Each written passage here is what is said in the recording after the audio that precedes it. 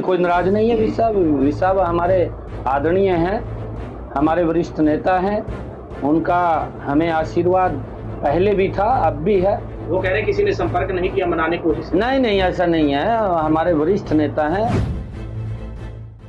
कैथल में मुख्यमंत्री नायब सिंह सैनी अचानक देर रात अपने पुराने साथी और भाजपा जिला अध्यक्ष अशोक गुर्जर के निवास स्थान पर पहुंच गए, जिसके बाद सैकड़ों कार्यकर्ताओं ने उनका भव्य स्वागत किया।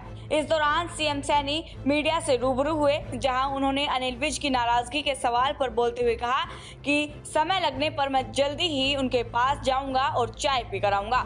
विज साहब हमारे वरिष्ठ नेता हैं, हमें उनका आशीर्वाद पहले भी था और अब भी है। कोई नाराज नहीं है। विसाब हमारे आदरणीय हैं, हमारे वरिष्ठ नेता हैं, उनका हमें आशीर्वाद पहले भी था, अब भी है। वो कह रहे हैं किसी ने संपर्क नहीं किया, मनाने की कोशिश? नहीं, ऐसा नहीं है। हमारे वरिष्ठ नेता हैं और आदरणीय विसाब के यहाँ तो मैं जाऊंगा भी और चाय भी लूंगा जो ही मेरे को समय लगेगा, क्योंकि उनका हम समय समय के ऊपर मार्गदर्शन लेंगे।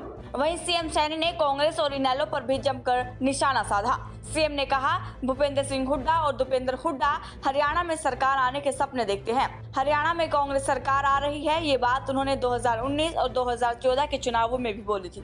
दीपेंद्र हुड्डा, भूपेंद्र हुड्डा कह रहे हैं कि अब की बार कांग्रेस की सरकार हरियाणा में आ रही है। देखिए, ये बात उन्होंने पिछले 2019 में भी बोली थी, ये बात उन्होंने 2014 के चुनाव में भी बोली थी। सपने देखते हैं, परंतु जब भी ये सत्ता के अंदर आए हैं, भ्रष्टाचार बड़ी गति से बढ़ा है, लोगों को लाइन में खड़ा होना पड़ा है, लोगों को प्रताड़ित होना पड़ा है, परंतु भारतीय जनता पार्टी की सरकार बनी है, विकास बड़ी गति से बढ़ा है। इसके साथ ही कुरुक्षेत्र लोकसभा में अभय सिंह चौटाला के भाजपा का गणित बिगाड़ दूंगा वाले सवाल पर सीएम ने कहा कि पिछली बार जब ये चुनाव लड़े थे तो जमानत भी नहीं बचा पाए थे। देखिए, वो पिछली बार भी खड़ा हुआ था, जमानत भी शायद नहीं बची थी पिछली बार, है जी। बेटा हो चाहे बाप हो, खड़ा तो वहीं तो होगा है।